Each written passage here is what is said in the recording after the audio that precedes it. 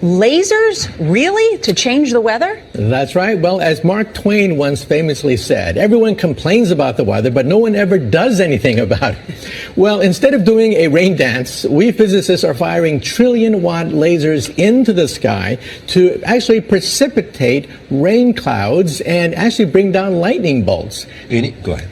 Well, this fascinates me in part because, too, I remember reading the stories that China had used this during the Olympics, that the USSR had used this after Chernobyl to create rain clouds. The CIA used this to bring down monsoons during the Vietnam War, to wash out the Viet Cong. Governments have been playing with this thing. Alleged to. Alleged to, right. Yeah. Now, we realize that for decades now, these governments have been alleged to have experimented with weather control, but nothing conclusive. This time we're bringing in the laws of physics rather than simply waving our hands and uttering mumbo jumbo. We're actually using trillion-watt lasers now. And in the laboratory, sure enough, they precipitate rain out of water vapor. Sure enough, you can actually bring down electricity down the beam. Firing trillion-watt lasers, you rip apart the electrons, creating what are called ions, and these ions act like seeds, like dust particles, bringing down rain and even lightning. Most powerful transportable laser ever created. It can burn through solid steel in just a matter of seconds. They call it the Jehipsel. And Northrop Grumman says it burns at roughly the same temperature as the surface of the sun. Northrop Grumman says they have a transportable laser that could be mounted on a fighter jet, giving it the capability to knock other aircraft out of the sky. What's more, the enemy wouldn't even know what hit him because the 100-kilowatt laser is invisible. It's not quite Buck Rogers. I don't get the big explosion, but in fact I aim at a soft spot and take away the plane's ability to fly. So more like a lightsaber, just cutting right through a wing. More like a lightsaber. Warfare ethicists agree that it's still easier to use a smart bomb to take out a human target than a laser. But this new technology does stack America's deck against the rest of the world.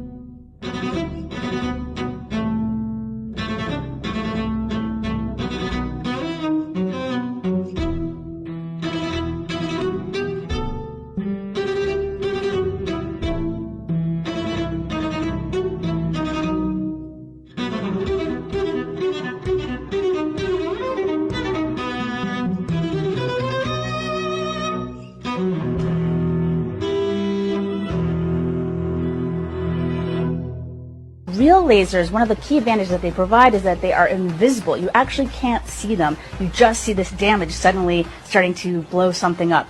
So if we take a look now at what the Athena did to a truck. So we're looking at a truck engine, and the Athena within seconds was able to beam right in there, heat the whole thing up, and burn through the engine of this vehicle. So if you can imagine if you were in that vehicle, all of a sudden this hole would start appearing in your engine and the whole thing would just disappear. That's what these lasers do. Now there's some other key advantages that we should mention. Let me give you 3 of them.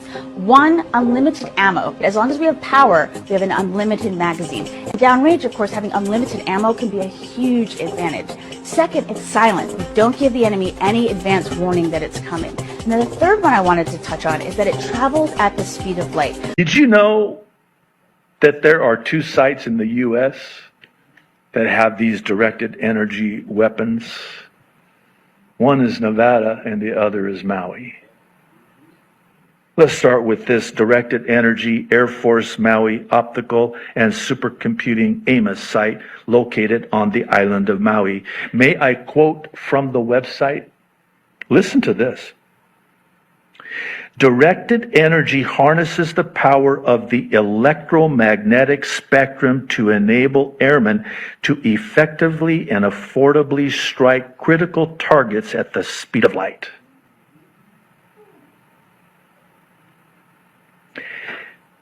Question: why Maui? Answer: it's a new smart grid in Hawaii dubbed the, quote, Jump Smart Maui Project. Not that long ago, Hawaiian government officials in the areas that were just affected by the wildfires passed a law saying that that land could not be redistricted for new building permits unless some sort or some type of a serious natural disaster occurred. Serious natural disaster occurred. And what did we have? happened through those 3 districts of very sacred land to the Hawaiians. A very serious natural disaster. Last January in 2023, there was a Smart City conference in Maui to turn Maui into the Smart City Island, pushing everything electric, making 15-minute smart cities. There was also a contract last year to build a high-rise condo complex and businesses in Lahaina, which is a historic town that couldn't have any new development in this area. But now it's demolished. People called their insurance companies after the fire, and the insurance companies, for the first time, informed them that there was zoning infractions on their land, so they would not honor their insurance policies. And within 24 hours of these people losing their homes, the same developers who the Hawaiian elders fought in court to have that law passed are already calling these people and making them offers for their homes. We were told to evacuate by car.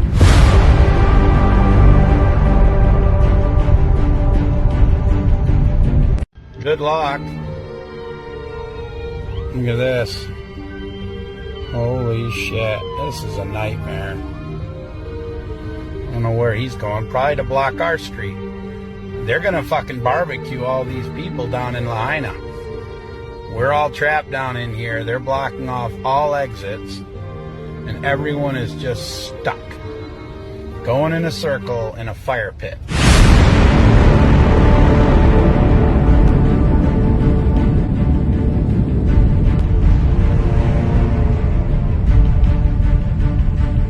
And they were letting people go in to get burned alive. There were people burning alive in the streets. There were people dead in the water. There were hundreds, if not thousands, of people that died. What they're telling you in the news is not true. And then all of a sudden they said, everybody's off, get off this highway, go down this way, down into town. Then they started blocking everything off there. And so you got corralled onto yes, Front Street. You yes. started on Honopilani Highway. Yes. And you ended up on Front Street. Yes. Couldn't go anywhere. They just said, go north, go north, go north. And then when we got on Front Street, the embers were coming over the buildings and landing on our vehicles. And we're all in a line trying to get to the end of Front Street to go north, like they told us to, not knowing that the police blocked off the end of Front Street so nobody could move. All of a sudden, nobody could move anywhere. So all I did was try to inch my way over to another yard and drive up through a sidewalk, come back around, and then I went.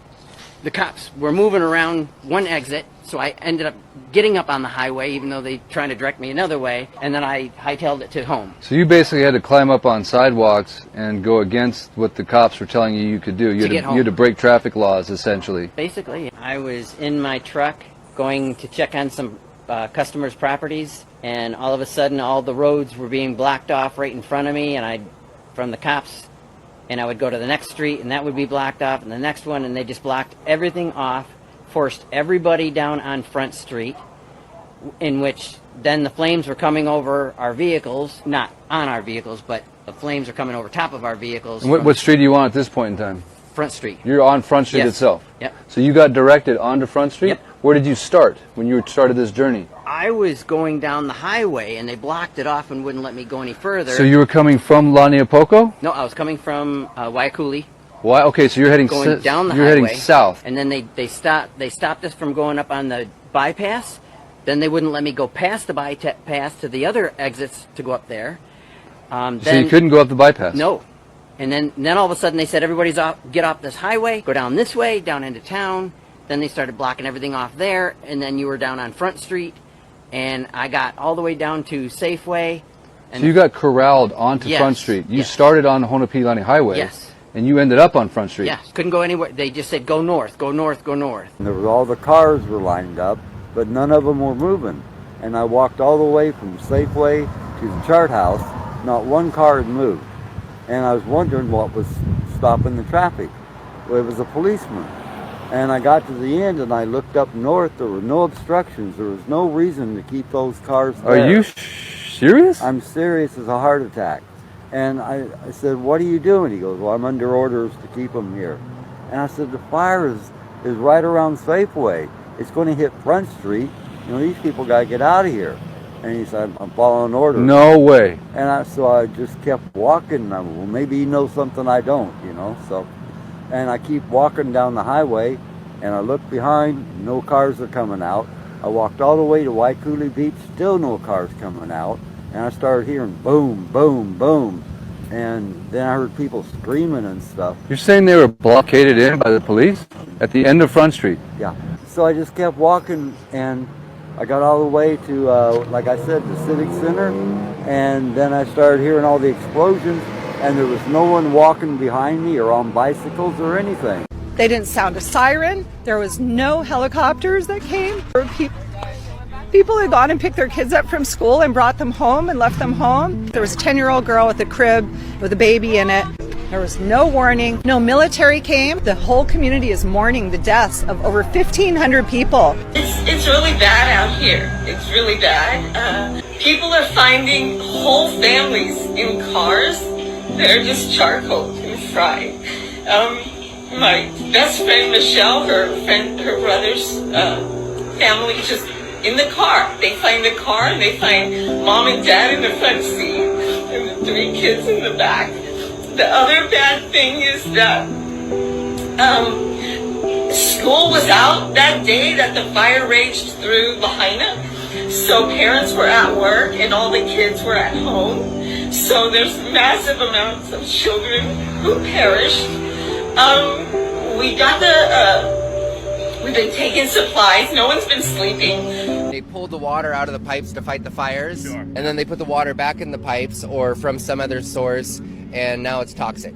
There seems to be a huge emphasis on ensuring that the media and anyone else can't see what's going on here in Lahaina, West Maui. There are miles and miles of this black fence going up that was not here before, that is obscuring ground zero and making sure no one can see what's going on inside of there from the road. No one can get in there. No one can take any pictures. And then I've also seen these weird foreign police cars showing up, these special police, I'm not sure what to call them. This is a Nissan, but there's quite a large presence of these standing guard around the perimeter. We've also lost our ability to fly drones really anywhere near this area. Now, this 20-second clip here that I tried to get out of my car and show what was going on, I was almost immediately, after these 20 seconds, National Guard came, chased me off, yelled at me, told me to get back in my car and keep moving. So you cannot pull over, you can't even stop your car anywhere near any of this anymore. The government of Hawaii states their goal is to rebuild and make the entire island of Maui the first smart island. They want the entire island governed by AI, is outlined in the Hawaii Digital Government Summit of 2023 that they plan to host next month on September 25th, 2023 on Maui. Wow. So they're going to get this land that they're going to develop into millions of dollars worth of property, and the Hawaiian elders are going to get fuck all. They're going to get screwed over. And this happens everywhere. There's too many coincidences for this not to be shady. Wake up.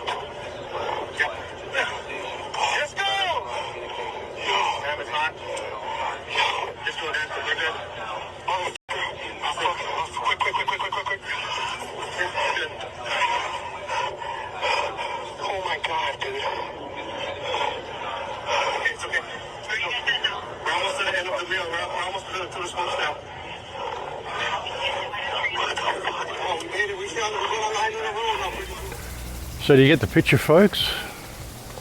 I mean, those clips that I just played you at the start in that little compilation, if you kind of look at that, it tells you the story of what's happening here, how they did it, and what they intend to do with it. And it's all there. I mean, this isn't any conspiracy theory.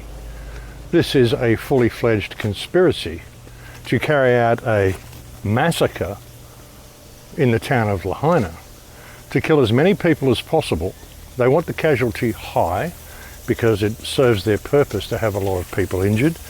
It serves their purpose to have as many people as they can in the kill zone. It serves their purpose to have all of the children killed.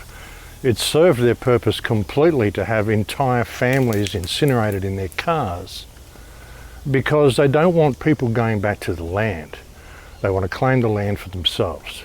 And they want the death toll to be high, because that way it's going to justify what they have to do, and it's going to prove that yes, we need a new management system. Such a scam, folks, and there's so many red flags in this. I mean, it's a massacre. The whole thing was a massacre. It was a literal Holocaust, because Holocaust, of course, actually means burnt offering, and that's exactly what we just saw in Lahaina. Of course, most of the town burnt down, but not the elite houses along the shoreline. And somehow all the small businesses burned down, but of course not Kmart and the big shopping centre. That still remains there now. And you've got to ask the question, folks, when you look at it, and you look at the before and after, and you look where the shopping centre is located and where the fire was, how did the fire manage to jump 430 metres and burn both sides of the town, and yet not touch the large shopping centre and everything around there? I mean, it doesn't make sense, folks. This whole thing has been incredibly contrived. So yeah, there's around about 1,500 people very likely dead, maybe more. There's still 2,000, I mean, they say 1,500 people dead, 1,500 casualty, but there is still apparently 2,037 children who have not shown up to school. Missing.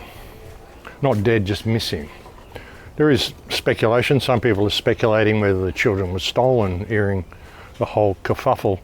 When the parents send their kids home, somehow the children were stolen. I mean, I don't know. There's people that are going down that pathway. But, you know, there's no way of proving a lot of this sort of stuff.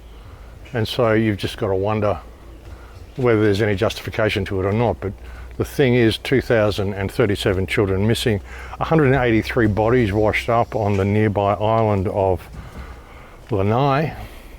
And that's the thing as well, like the fire was apparently so intense that we saw scenes that I showed you on the last video of where the fire was running across the ground because the wind was blowing it so fiercely that it was literally running across the asphalt and running across the road. And we saw that the fire was so intense and the wind was so intense that the fire actually went out to the bay and burned all the boats in the bay. So again, if it was that intense, how didn't it ignite the area in that 430 metre strip right in the centre of town where the fire was burning on both sides and even out into the bay and running across the grass at a mile a minute? How come it didn't burn these areas? You know, and there's so much evidence coming out of the use of directed energy weapons. Some of the footage that I had in the last video as well, folks, was apparently from other places. There was video of a Shell service station, which apparently was from a couple of years ago.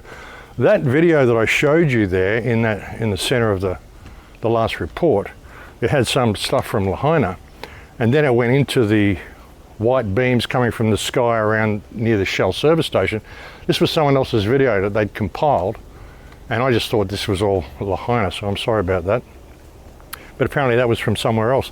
And a lot of the stuff that you see when people talk about directed energy weapons as well, folks, as I explained to you in the reports that I did on the Australian fires about 2019, energy weapons are invisible. You can't see them. All these people that post pictures of beams coming from the sky, you know, red beams and yellow beams and white beams, these are photoshopped pictures. A lot of them actually show rocket launches in reverse. You know, they say, well, it's a beam coming from the sky and starting a fire. It's actually a rocket launcher, you know, like a small rocket, homemade rocket. People do this sort of stuff all the time. And a lot of the photographs that you see are actually rocket launchers. There's some photographs where you see like large white beams coming from the sky, some video footage of that, and that seems to be real, and that could possibly be that plane, that particular plane that they've got, which I'll put up on screen. I mean, it's got quite a large beam come out of that, and who knows? I mean, maybe there's some factual reality to those photographs, but most of the pictures you see of lasers coming from planes or hitting buildings and things have been photoshopped in there and they're not real. It's important to remember that. You know, they'd never give themselves away by using visible beams. But the death toll in Maui is shocking, and the blatant way they've done this, I mean, literally rounding people up and shooting them into town, making them go into town, forcing them onto Front Street where they knew the fire was the worst, and the stories of entire families being found burnt out in cars, entire families of ash, parents in the front, kids in the back, animals, dogs, pets, everything just destroyed, except of course Walmart and the elite homes along the beachfront. And the circumstances, I mean, come on folks. Well, they're having a drill, they're having a disaster awareness or a disaster response meeting that begins the day before the fires start and ends the day after the fires finish. There's a book written that is released while the fires are going, blaming it all on climate change, and it's released before the fires have even finished burning. Reports of them withholding food, you know, FEMA comes in there, just takes over, all the supplies get commandeered and taken off, and they tell you they're going to distribute them, but they never do. This was a huge setup, folks, and it's an act of war. I mean, what can you say? This is one of the worst atrocities we've seen in the last few years. This is like 1,500 people killed at least, plus 2,000 children missing, so that would say 3,500 people, probably more. I mean, who knows what the real figure is. And this is an attack against the American people by their own government. And now they're saying in response that, oh, well, we rezoned your land, you're not getting your insurance because the land, there was a zoning error in your insurance claim. What, and you insured them anyway? Well, you must have known that zoning error was there when they signed up for the insurance, but you just thought you'd leave it there so you could do this to them. So zoning errors in all of the land contracts, so nobody's getting any insurance for this. So many people are dead anyway. I mean, there's going to be so many people who aren't even claiming for insurance because they're dead. And now you've got the mayor also saying that he's going to evict everybody from the area. Of course, because of their smart city, but he's saying he wants to evict everybody from the area, even if your house is in the burn zone, even if it's untouched. There was a few houses in the burn zone that were untouched. He's saying even if your house is untouched, well, we're still evicting you from the area. I guarantee they're not evicting the elites from the waterfront homes, and I guarantee they're not evicting Walmart from the area or all of the major chain stores in the shopping centre area that somehow bypassed the fires. I bet they're not evicting them from the area. And that story of the guy saying, like, he was actually driving down the highway, he was going to inspect one of his client's properties or something, and he got redirected into town by the police. They said, no, don't go down the highway, you've got to go in through town. And then he was funneled down into Front Street because that's where they knew the fire was going to be the worst. And this isn't even a resident of Lahaina. This is a guy who was travelling down the highway and he got redirected into town by the cops. They were sending people in there to be burnt to death. And now one guy said it, he said, hey, they're going to incinerate all these people down here in Lahaina. They're just having us driving around in circles in a fire pit. They're going to fucking barbecue all these people down in Lahaina. We're all trapped down in here. They're blocking off all exits. And everyone is just stuck, going in a circle in a fire pit. And you can see it was a fire pit. It was a perfect circle around the town. What fire burns like that? What fire burns in a perfect circle around the only inhabited area? Crazy stuff, folks. There's some really good reports that came out by a real estate guy as well, who's been showing melted motors and things and melted cars. There's a couple of cars that he found, or one car he found, which is like 2 miles away from the burn zone, and it's in a field by itself of gravel, a little bit of grass around it. You can see there were some small grass fires around, but this car's just melted in the middle of this field of gravel. What, were they testing out their weaponry or something? I mean, you know, but he's done some good stuff as well, folks. There's a lot of stuff to look at, and you've just got to wonder how much people are going to tolerate, because this is an act of war. And with the mayor saying he's going to evict people, and they put up a fence around the place, no media coverage, can't even fly drones over it, and you can't go back in to check your land, can't go back in to check for anything, you're just being locked out of the area. got to jump through hoops and get permits and all sorts of stuff. You've got to get permits. I think you've got to actually be staying in a FEMA shelter in order to even get some of the food supplies.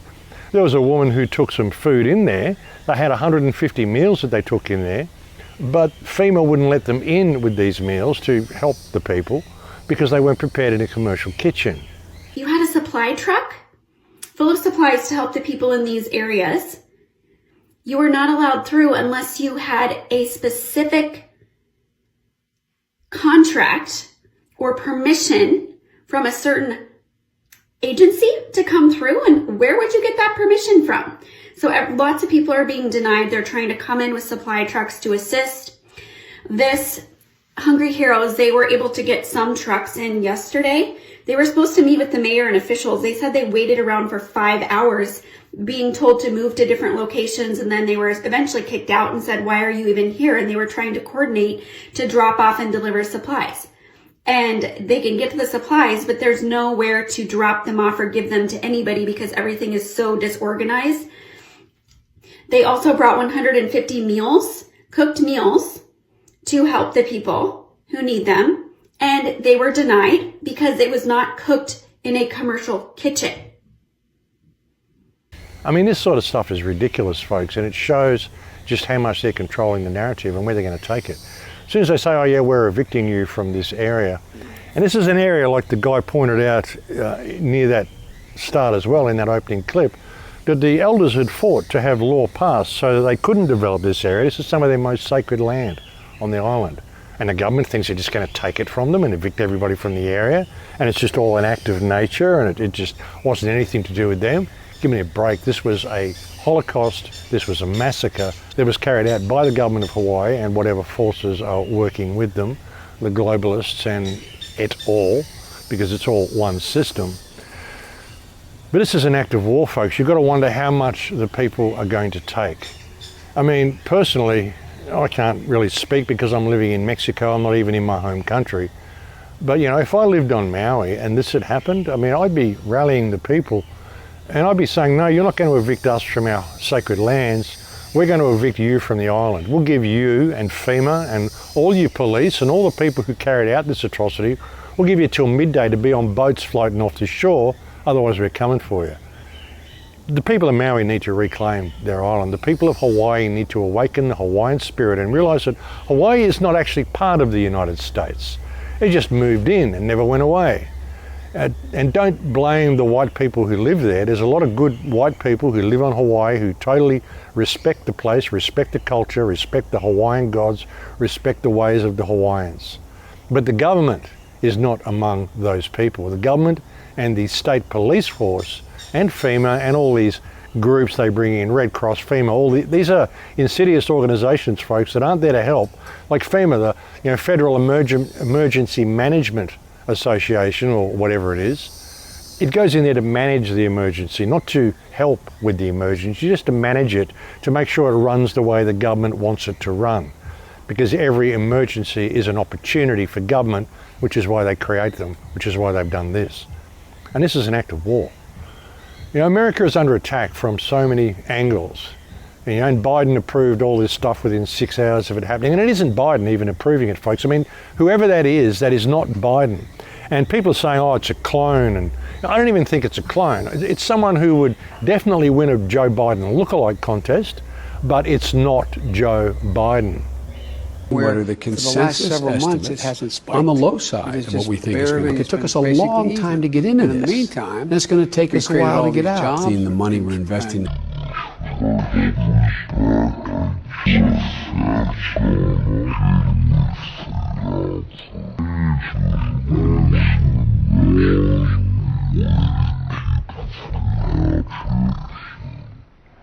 And reduce our energy costs and reduce our health care costs.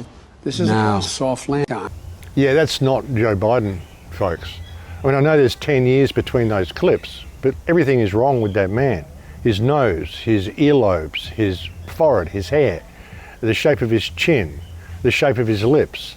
Everything is wrong with that man. That is not Joe Biden. Whoever they got in there pretending to be Joe Biden, it's either someone who I said could win a lookalike contest or it's someone in a mask, but it's not Joe Biden. Yeah, if it was a mask, actually, they probably would have done a better job. But it's just a lookalike. It's not even a double. They don't really look that much alike when you look at them together, like I showed you in that clip there, and really study that clip. I mean, go back and look at it again. That's not Joe Biden. There's no way that's Joe Biden. You know, and they're doing this everywhere, folks. The fires in Greece,